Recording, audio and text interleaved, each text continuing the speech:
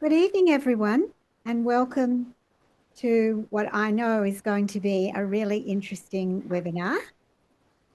My name's Robin Ewing, and with Michael Anderson, we co-direct the Create Centre, Creativity in Research, Engaging the Arts, Transforming Education, Health and Wellbeing.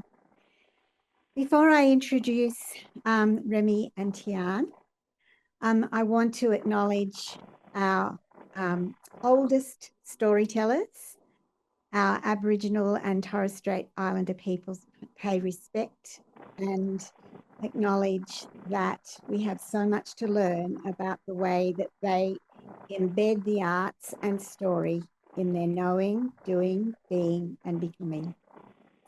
Also want to acknowledge that the land that we're on was never ceded, always was, and always will be Aboriginal land. I'm joining you from Dharug Country. The University of Sydney stands on the land of the Gadigal people of the Eora Nation. You might like to add in the chat where you're joining from. And I want to encourage you, if you haven't been part of Create before, that you consider becoming an affiliate so that you can get our e-news and have an understanding of the sorts of things that we're doing. Tonight, we're going to hear about Pari, another way of being in the arts. And Remy, Dr. Remy Low, who is a senior lecturer in the Sydney School of Education and Social Work, is going to have a conversation with Tian Zhang, who is the co-creator of Pari. And that's quite enough from me. I'm going to hand over to Remy so that he can introduce Tian and begin the conversation. Over to you. Thank you so much, Robin, and never too much from you, Robin. In fact, possibly too much from me, but never from you. Good evening, everyone. Thank you for those of you who are joining us live, but also thank you to those of you who are joining us on YouTube afterwards. It's nice to see all of you. I also want to acknowledge that I'm on Aboriginal country.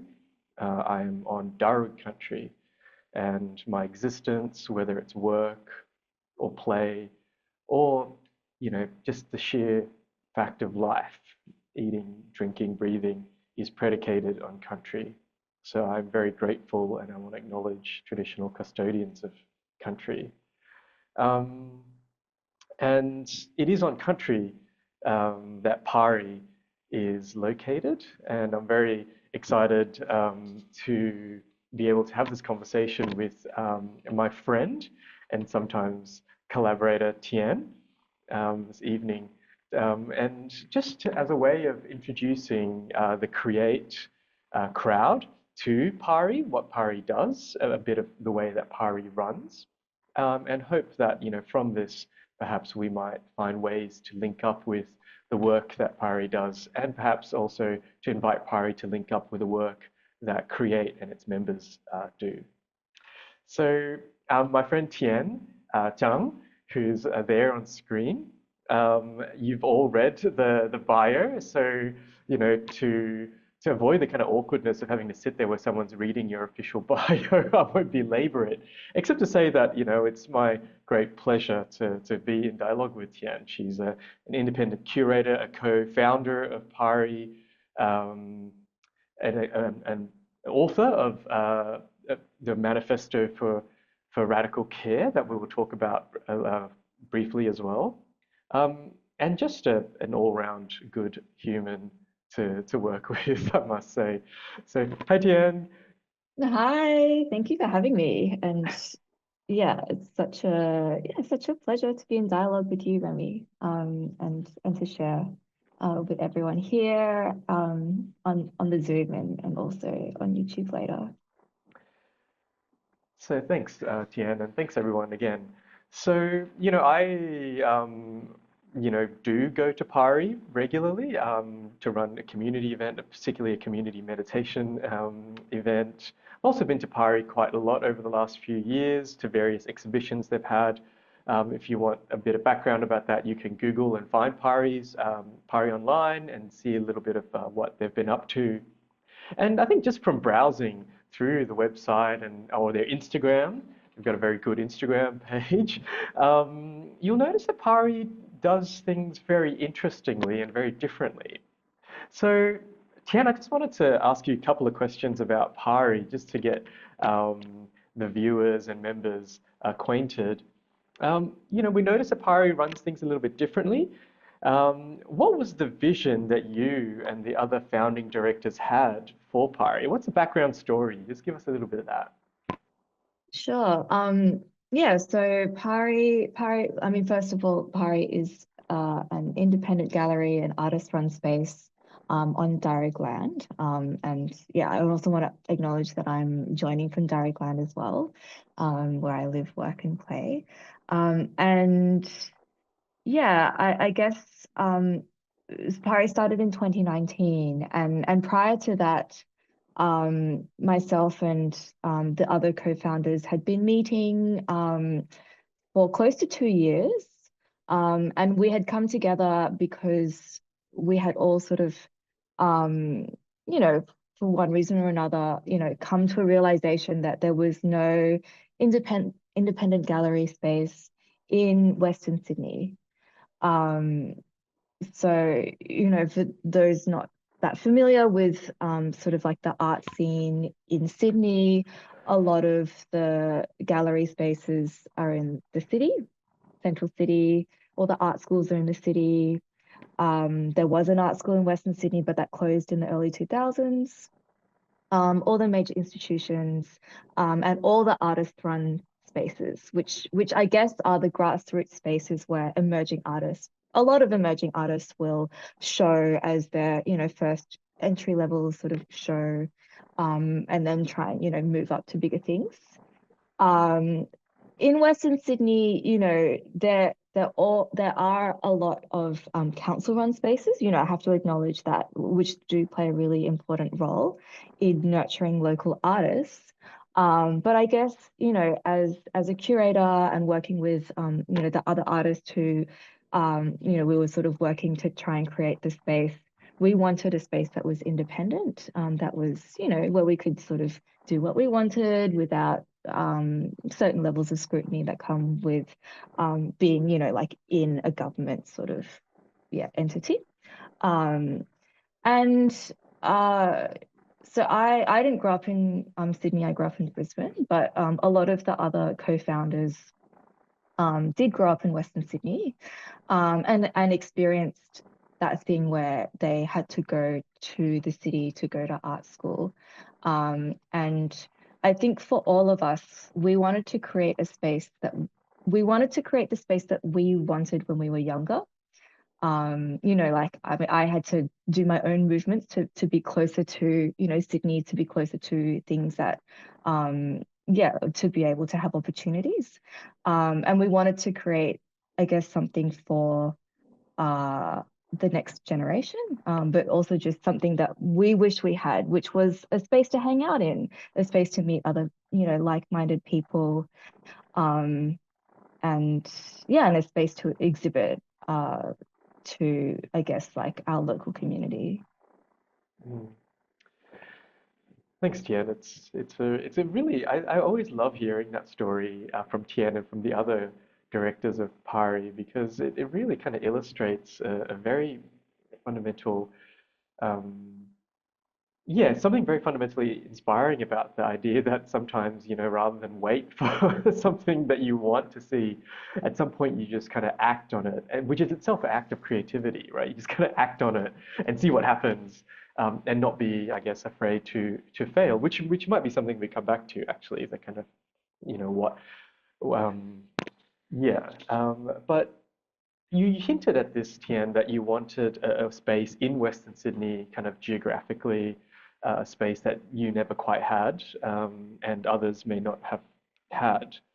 Um, that's one difference that Pari has off the bat. But my sense is that, from people who look at the website or Instagram and from my interactions with Pari, Pari also runs very differently from other arts and cultural institutions. How did you intend, or how did you and the other co-directors intend for Pari to be different from those other spaces? Mm. I think in terms of intention, we didn't want to replicate, I guess, some of the issues or the bad experiences that some of us had had with other arts spaces, institutions. And yeah, I guess we were also conscious of how a gallery might be perceived in Western Sydney, in Parramatta as well. And our, I guess our local audiences and local community. So I guess there are a few things from the outset that we, sort of intended to make it a bit more accessible to people. So when you go into the space, it used to be a cafe. And so we put up walls so that you could have, you could hang things off the walls. But we also kept a large portion of the space, which is sort of still the former cafe. So you can sort of see like the old menu, the kitchen. And then if you go into the back, like that's, sort of like where they cook the food and everything. And we kept a lot of that, just that architecture and infrastructure. It was a cost saving in some ways, that we didn't, do like a full, fit out. But I think we also we didn't want this like alienating white cube space that other galleries had. We wanted something that at least felt a little bit familiar, felt a little bit like home, while still, sort of meeting the needs that we had as a gallery. So that's sort of one thing that we sort of did early on. I guess the other sort of like the way that I guess we're quite different in how we run this space, and sort of harking back to what I said earlier, that we didn't want to replicate some of the problems that we saw in other places, because quite a few of us had experience in other artist-run spaces, which are, other sort of like independent DIY spaces. But I don't know, for one reason or another, I guess there was still, institutional practices that didn't work for us. And, fortunately for us, I suppose we opened in 2019, COVID happened in 2020, and we were closed for a lot of the time, in 2020, 2021. And we had a lot of time to think about what we were doing. We'd sort of spent 2 years creating this space, renovating, getting everything up. And then, as everyone experienced in various ways, then suddenly everything had to sort of stop. And we used that time to really then reflect on what type of, I guess, organization we wanted to create.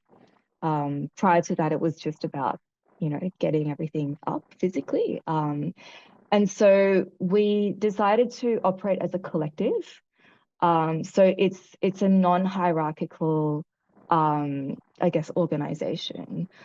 So currently there are about 12 co-directors, including myself. And when we started, we were a group of 5, but we sort of quickly expanded because there was a lot of work to do.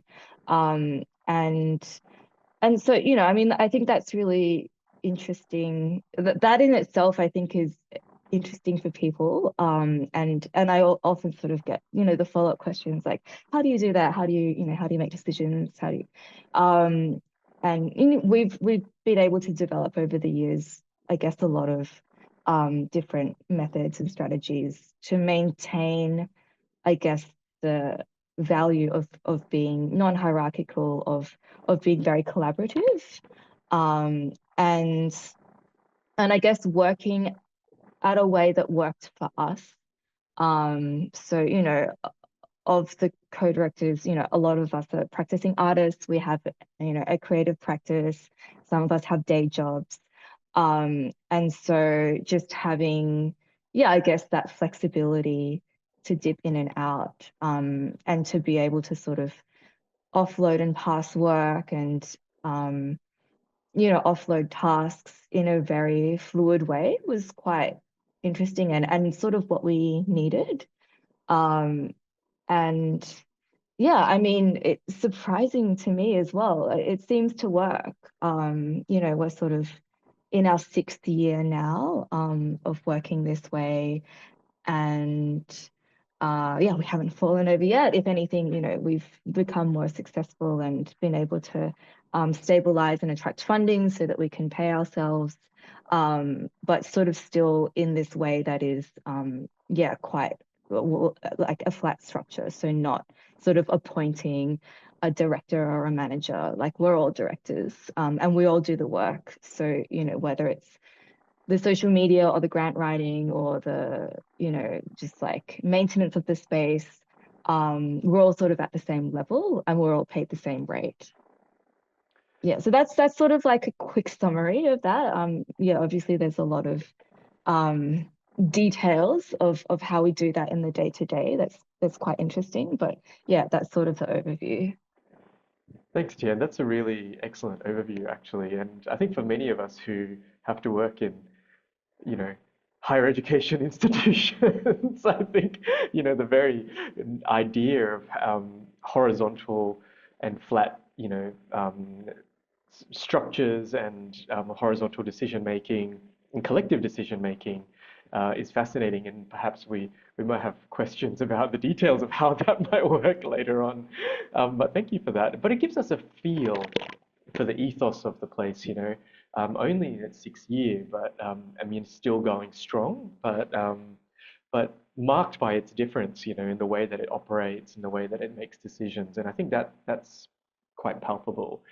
I'll come back to the 6 years and your hopes and dreams and fears perhaps for the future later. But I think you hinted at this a little bit as well with you and the other co-founders.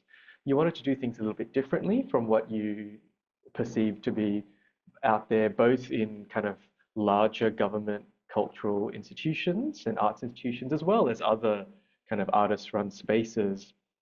And this kind of brings me, I guess, a little bit to you more personally. You are the author of a widely circulated manifesto called A Manifesto for Radical Care, or How to Be Human in the Arts. I think the title itself already suggests the issues, or the issues that you're trying to, you know, pointing to. But can you let us know a little bit about what led you to write this manifesto? A little bit of the backstory here.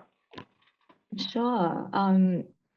Yeah, I guess I mean I've been working in the arts now for more than 15 years. When I was writing that text, I think I'd been, yeah, sort of in the arts for maybe 10 or 12 or so years. And I guess it was a reflection on yeah, just my journey in the arts, the good and the bad and the ugly. Um, and I think there are a few sort of things that happened that really just made me just go, okay, I'm gonna write this thing.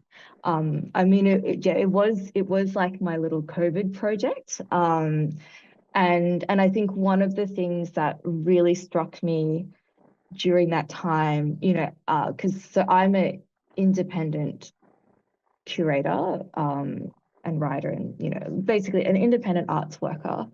So I'm freelance, and sort of, yeah, when the pandemic hit and we all went into lockdowns, all the galleries closed, I just lost a whole bunch of work, and so did a lot of my peers. And I think that really points to the structure of the arts, which is very, yeah, just sort of like piecemeal. There's a lot of contract labor. And I think what just really, yeah, what I could see and what really annoyed me was that, a lot of people on salaries just sort of like kept their jobs, everything was fine.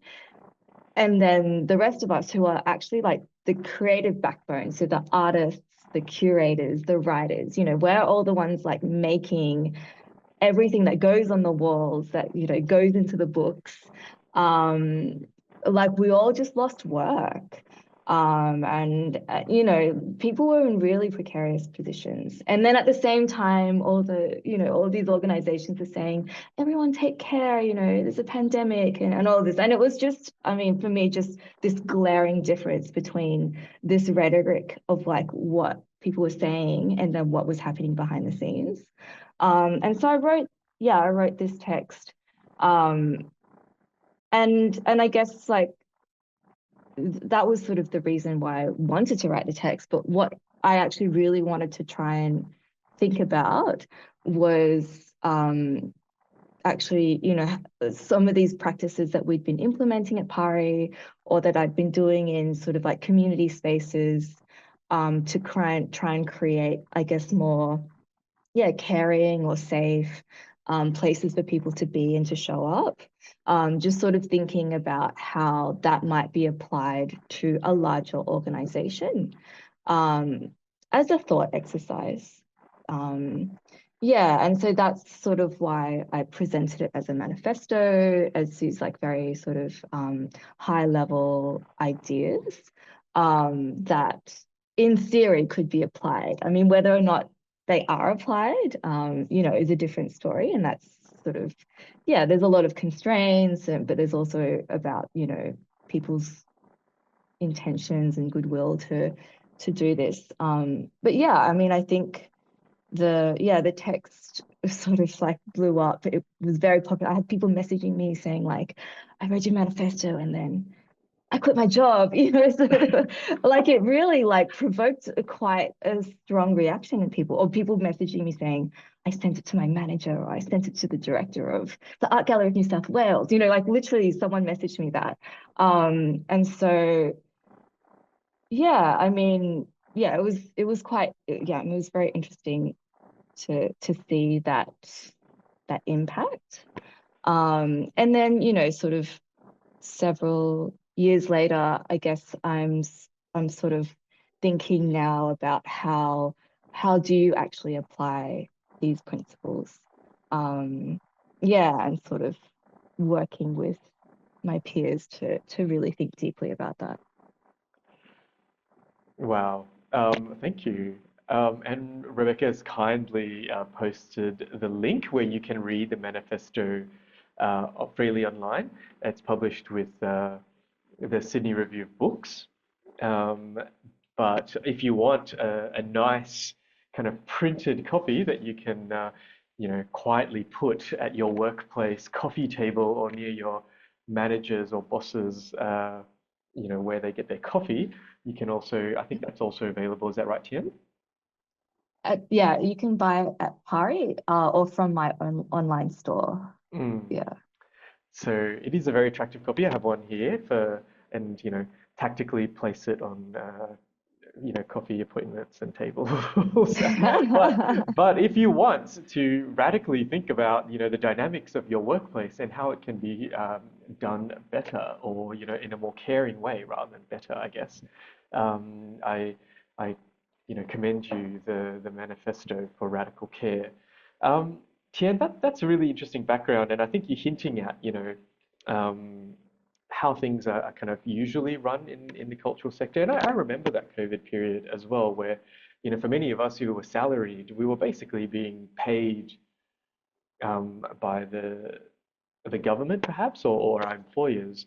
But I remember talking to Robin about this as well. But the arts really, and arts workers really got hung out to dry, and there was this complete lack of empathy shown by those who make important decisions about the welfare of our creative workers. So thank you for giving us a bit of context on that. So you've already briefly touched on this, I guess, but Um, in the manifesto, you lay out a few kind of principles for care, starting with the personal, and some basic things like the importance of boundaries, investing in the personal, but also hopeful things, which I really loved, like that change is possible in the microcosm, and so on. So very briefly, can you tell us, how aspects of this may play out in Pari? Sure. Yeah, I guess the manifesto sort of moves from the individual realm into like this sort of more communal realm. The last point is about interdependence. Um, and I think sort of, yeah, maybe like I'll give some examples on either end, So the first point is about boundaries, and I wanted that to be the first thing because I think that is something that we can address within ourselves. And it is something that we yeah, in some ways have more control over than sort of like things happening in the greater world or community. And so, yeah, I mean, at Pari, we try to be really respectful of people's boundaries. When they say that they can't do something or they can't complete a task or they said they would do something but they don't. I think we addressed that really, really early on. And that is because we started as a volunteer organization. So everyone who was like doing any work within the space was doing it in a volunteer capacity. And so we really couldn't I guess you could, but we didn't want to make anyone do anything. Yeah, like we just couldn't. People had day jobs, they had other things to attend to. And if you couldn't send that email, like it's okay, I think and I think something that we also addressed is feelings of shame. So shame when like shame at admitting that you couldn't send that email or you couldn't do that thing. So that was something that, yeah, where at Pari, I think it feels different to maybe some other workplaces that I've been in where it really is okay. And we really try and create a culture where it's okay if you didn't do the thing, like it's all right. We all have lives that are more important than like putting some pretty things on a wall, as great as that is and as impactful as it is for people in the community. I think, yeah, we all recognize that we all have a lot going on. So I guess that's a small thing, but it is quite a big cultural shift, especially in this very, hyper-productive capitalist world that we live in, where we are sort of like really like squeezed to the last drop of like our capacities. So actually saying like, no, I can't do this. Yeah, is fine. And I guess we have the luxury of then also saying, okay, well, if this didn't happen or whatever, then we can just slow everything down a little bit too, sometimes. Yeah, and then I guess sort of like it moving from there into more like the interpersonal and relational side of things. I guess we wanted to create a support system for each other, where I guess if if someone has something like quite serious going on in their lives, yeah, I guess the collective becomes like a bit of a support network for them. And that's something that's evolved over time. And I know that this is something that a lot of other collectives sort of do as well. Yeah, and not just like arts collectives, but also, I know like in queer spaces, you have, kinship models that are different and chosen family who become your support network. So yeah, so I guess like if we have like quite, I don't know, like elaborate systems of buddying up, and if you're experiencing certain things or you're struggling with a task, then you work with someone else to try and get through that. Or if you need someone to advocate for you because something's happened while in the gallery space that has didn't feel good, but you don't want to sort of talk about it, you can sort of like you can choose someone to advocate for you in the meetings. And so a lot of this relates back to, I guess, like trauma-informed practices. Several of the members of Pari have, sort of studied like therapeutic studies or like trauma-informed training. So yeah, we've just tried to adopt as much of that as possible. And it's just also just, again, recognizing that people have other things going on. And that, and I guess a lot of the artists, a lot of the co-directors also come from marginalized communities.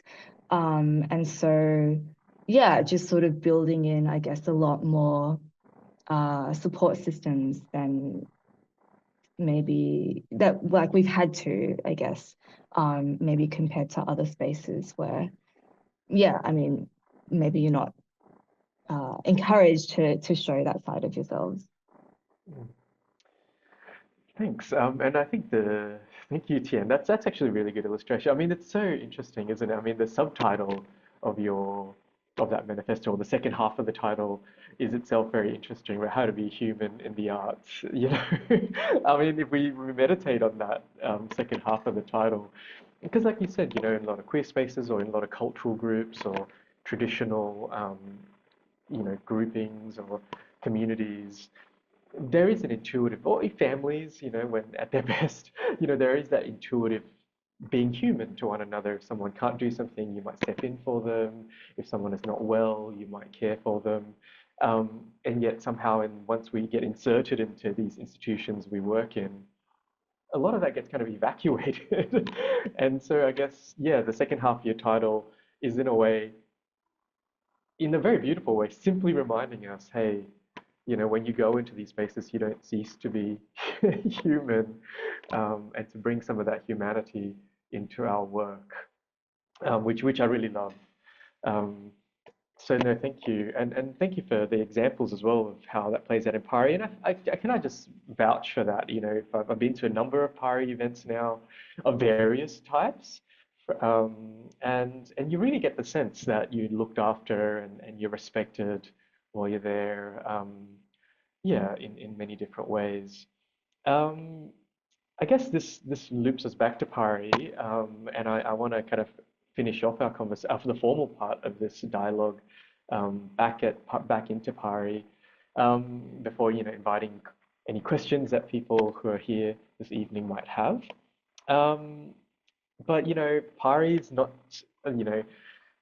just about hanging pretty things on the wall, although that is there and it's very impacting. And the fact that it's in Western Sydney, in a place where you say there's no longer an established big art school, that it's very focused on platforming and displaying work and showcasing work of emerging Western Sydney talent. So it does that. It does do the kind of hanging pretty things on walls. Yeah. But it does a lot more. I've noticed, in the years that I've been kind of interacting with Pari, you've had workshops involving food. You've had, kitchen kind of events, writing based workshops. So it's kind of not only just kind of visual arts in a limited sense, but creativity and creative production in the kind of broadest sense.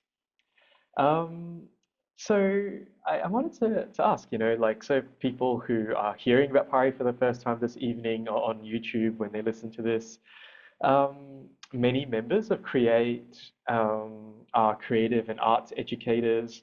So how can they and their students connect with what Pari is doing? I mean, we have workshops and events quite frequently. We have an exhibition program that runs. We do 5 exhibitions a year, and each exhibition runs for about 2 months. So you're always welcome to come. Check that there is an exhibition on, that we're not in the install period, but yeah, please come. Bring your students and come to visit the show. And please let us know if you are coming, because we can maybe see if one of the directors is available to speak to the students as well. We do that quite a bit with some of the art schools. They do, some of the tutors do bring their students along. And we do, periodically we do sort of like educational or pedagogical programs. Some of them are about, I guess, being an artist. What are some of the things that you need to know? Not the technical stuff, but everything else that they don't teach you at art school. How do you write a grant? How do you, write an application? How do you talk about your work? And also, how do you, build a sustainable career in the arts? Unpacking some of, or demystifying some of that stuff, especially for local artists. And then we'll sort of run workshops or events. A lot of those are reflective of the current exhibition. So often, an artist might share, like do a skills-based workshop, like, engraving on copper. We've done that. We've done like a glass workshop as well. But that sort of, changes depending on who's exhibiting and what the theme of that exhibition is about. And yeah, of course, you can follow us on Instagram and keep up to date. Excellent. And I guess, yeah, so you've Instagram. There's also a website that Rebecca has put up the link to, so you can check out Pari there if you're not an Instagrammer.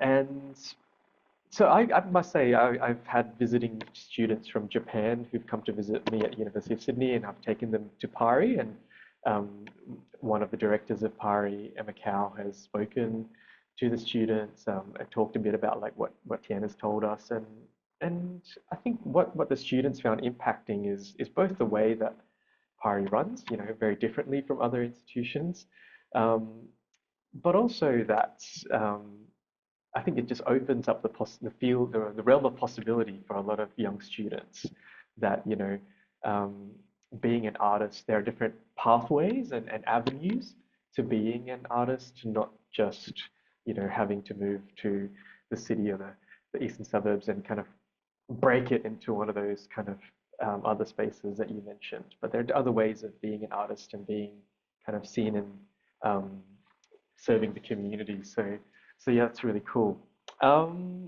Look, I do have other questions, but I think in the interests of time, but also for those who are here, let's open up the questions to the floor. There's a question from Michael about whether you could tell us a little bit perhaps about the current exhibition. That might be helpful. Yeah, sure. So the current exhibition is called Weeds Crack Concrete. And it's actually it's a very interesting one to go to. So it's looking at Western Sydney actually in particular. And I think all the artists are from Western Sydney. Some of them are really big names as well. So we don't just show emerging artists, we sort of show a spectrum. And I think the concept of this current show is about, weeds cracking concrete. So just I guess these ideas maybe, or people, embedding into particular structures and cracking them apart. So it does speak to a little bit of some of the things that we've been talking about tonight.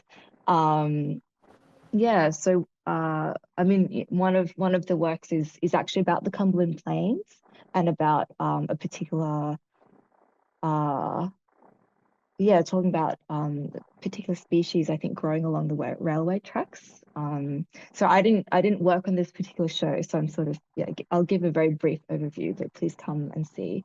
And then, you know, other artists are sort of like talking more about their experience growing up in Western Sydney and how that's impacted them as a person, or you know, some sort of like cultural and family experiences that they want to share with audiences. So I think it's a really nice snapshot actually of what Pari has to offer.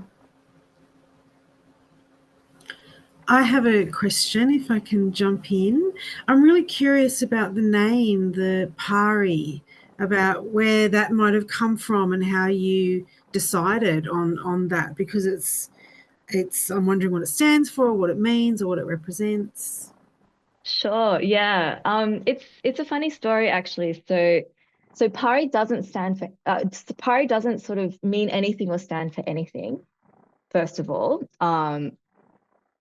It's not an acronym, but it's sort of, I mean, when we were first starting out, lots of names are being thrown up, and you know, and we were a group of 5 and finding it very difficult to settle on anything in particular. I liked the name, but then someone else didn't, or they would suggest something and I said, oh, I didn't like that, you know. So it just sort of, you know, that was, you know, those beginning days. And we received an email from someone, sort of like a respected peer. We were asking for a support letter for a grant, and he sort of wrote back, I think somewhere in the letter, he sort of said Parramatta Artist Run Initiative. And then in brackets, he wrote Pari. And so, actually, I mean, maybe I can just say it because actually he works at University of Sydney now. It's Michael D'Agostino, who's the director of Chow Chuck Wing. I don't think he knows that he like named Pari. So there's like an inside scoop for everyone here. So he wrote Pari, and so then Pari sort of came into the mix of names that we were considering. None of us hated it. None of us loved it, but none of us hated it. And I think because it didn't have any particular meaning attached to it, it's sort of like, it became sort of the okay thing that we could all live with. But I think, you know, some of the things that we liked about Pari is it didn't mean anything in English. In certain Hindi and certain sort of Central Asian and maybe Indian subcontinent languages, it does mean like spirit or fairy. We've since found out like in Indonesian it means stingray. You know, we just kept discovering all these different meanings for the word. And I guess sort of thinking about Western Sydney as being a multicultural place, I guess we sort of liked that, we weren't choosing an English name. It just, was this other name that maybe other people could interpret it in their own language. Lovely. Thank you. That's a great story. Thanks. Yeah, good question, Rebecca. And for those who came to the Create webinar, you heard it here first. Michael D'Agostino spoke a Pari into being. So a treat for those of you who turned up tonight or who listened to this interview can say hi to Michael and say, hey, did you know I found out this thing, Michael? You may not know yourself. I'm interested to know, are there particular challenges that you're, grappling with at the moment, or thinking you need to go? I mean, at the moment, I think we're in an interesting point in our like life cycle, I suppose, where we're sort of 6 years old. we're like teetering on that edge of, we've been able to in the time sort of attract funding, like secure funding, which means that we know that we'll get funding for the next 4 years, which is like amazing. And then we'll be 10 at that point. So I think with that, it's amazing, but I think also comes its challenges in how do we grow but keep the core of what we do sort of the same, like these core values, keeping non-hierarchical as we sort of grow. Yeah, I think there'll be challenges to make sure that we don't then suddenly turn around and become that thing that we didn't want to be, because I think that can be really easy to do if you're not very intentional about like creating these systems and then also maintaining them. Because it can be just sort of like a default second nature to sort of go, oh, well, they do that over there, we'll just do it like that. Whereas we sort of from the start had been really interrogating every single decision that we'd made. I would say that's probably the biggest challenge for Pari in particular. I think the biggest challenge in our community, though, is probably just the rising cost of living and how difficult it is to be a student or even just an emerging artist. It's very different conditions to when I started in the arts and I could just get by on a 1 day a week, 2 day a week job. So I think that's sort of what we're really conscious of more broadly as well. But yeah, there's some of the things that we're really thinking through at the moment. I have another question, if that's okay. I'm really interested. The story is so lovely to hear and listen to. And I'm just wondering, and you talked before about shame, and I'm just wondering if you could maybe offer a comment on courage and risk as well, that you've as doing this, as taking this on and, designing, inventing, all of that kind of, all of those kind of things. And where do you see courage and risk taking as part of that as well?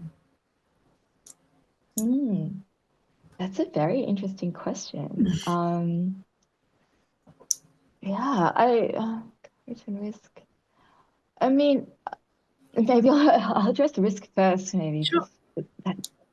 That word I think is used a lot more in spaces that I'm in.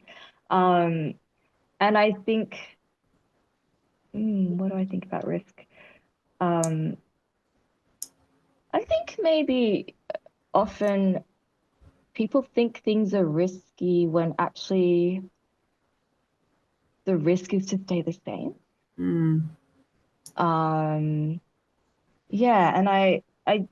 I say this a lot because I'm on the board of another arts organization, and which is a much bigger scale than Pari, and I think when we as an organization have been assessing risks, we often think about like what is the risk, financial, government, all of these like big players. But actually, we don't think about what is the risk of losing our reputation with our community. And I think that's really propelled us to be brave and courageous because we know who we are making these decisions for. We're not making them for government. We're making them for the artists and the communities that we serve. And I think remembering that allows us to be bold in the face of, sort of a climate that we're not, a risk-averse climate that we didn't ask for, which is, being imposed on us, especially in the arts. Also in the education sector, I'm sure as well, so I think just coming back to, like, who are we doing this for? It's not for, these bigwigs that actually don't understand what we do. It's for the people who benefit. And I think when you think about it in that way, it's more risky to lose their confidence in you, because then you actually, there's no reason to exist after that. Lovely, thank you. Are there any other questions from anyone? If you're unable to kind of turn your mic on, be very welcome to pop them in the chat. There's some lovely comments in the chat too. Like Gillian says, such an incredible organisation. I can't wait to read your manifesto, Tian. Thank you. Thanks, Julian. And Georgia says, thank you, Tian and Remy. Beautiful work. Thank you. Oh, there's another question that's popped in by Thomas. Robin, do you want to field? Thomas, do you want to unmute and ask that question? It's a great question. Yeah, I just was wondering whether there might be other organisations that have inspired some of your work or the direction that you're taking. Perhaps they're not Australian organisations. I was just curious to know whether there were similar or like-minded organisations that were. Yeah, there are. Yeah, thank you for asking that. So one of the, I guess, organizations, they're an art collective based in Jakarta, and they're called Good School, spelled GUDSKUL. And they have been operating maybe a couple years more than Pari, but we sort of, I guess, yeah, when we were starting out, we were fortunate to meet them and to connect with them just before COVID. And we maintained a collaboration online during that time. So Good School are a collective of collectives. So it's even more like, yeah, interesting, I guess, to unravel. And I think seeing how they operated, they're quite successful internationally. And so seeing how they've been able to, I guess, yeah, maintain this collective ethos whilst also, yeah, like being able to operate in an international level was really inspiring for us to see.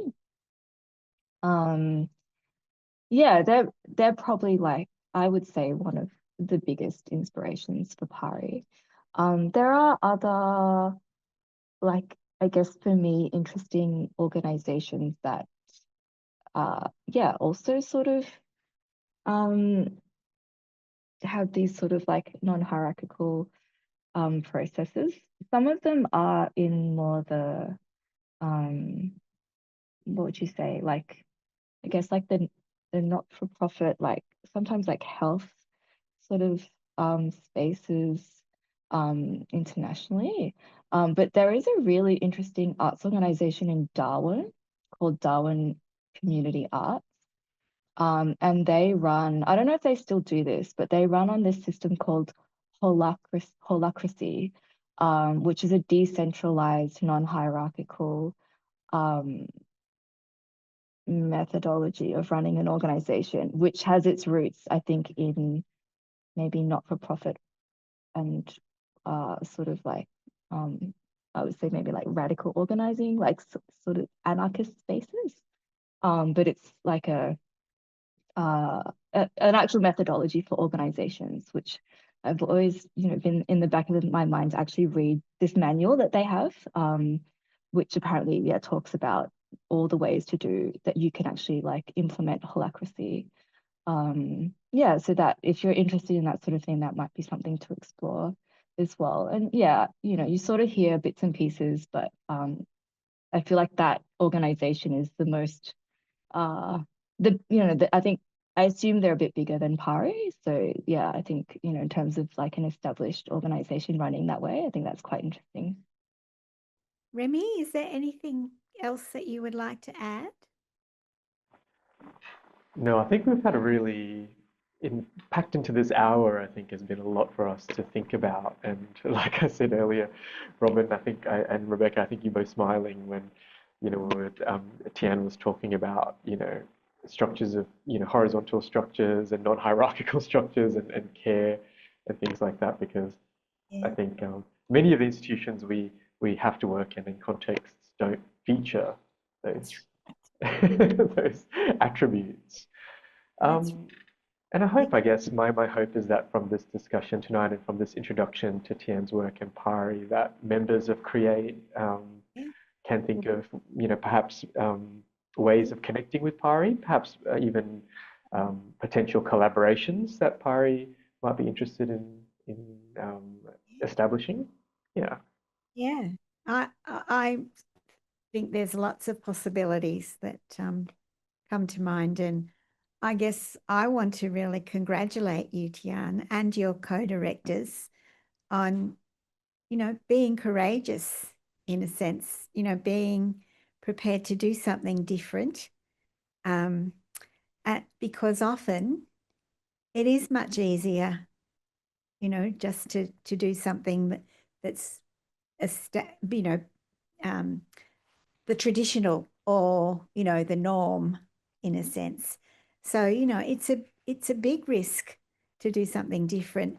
And as you say, to maintain that as you grow and make sure that you don't let those principles go in a sense. And so, I wish you all the very best in, expanding and growing, but being able to maintain that radical care.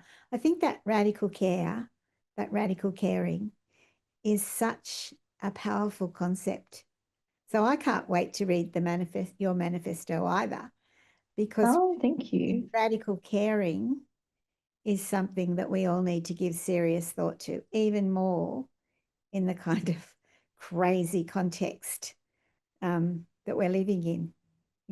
How do we radically care for each other is a fantastic question. So. Yeah, absolutely. And I think I'll just say in closing that Pari is quite an extreme example maybe, but there's ideas that you can adopt in your everyday spaces in your lives that can also foster small parts of this. So yeah. So thank you so much. And Remy, thank you so much for curating this discussion in such a gentle yet deep and engaging way. It's been fabulous. So thank you everyone for joining us. And yes, I can't wait to go and see Pari and see that the weeds crack concrete. Crack concrete. It's a tongue twister. So thank you all. And thank you. We'll see you again soon. Good night, everyone. Good night, everyone. Thank you, Rebecca. Thank you, Robin. And thank you, Tian. Always a pleasure. Thank you. Thanks, everyone, for having me. Pleasure. Good night.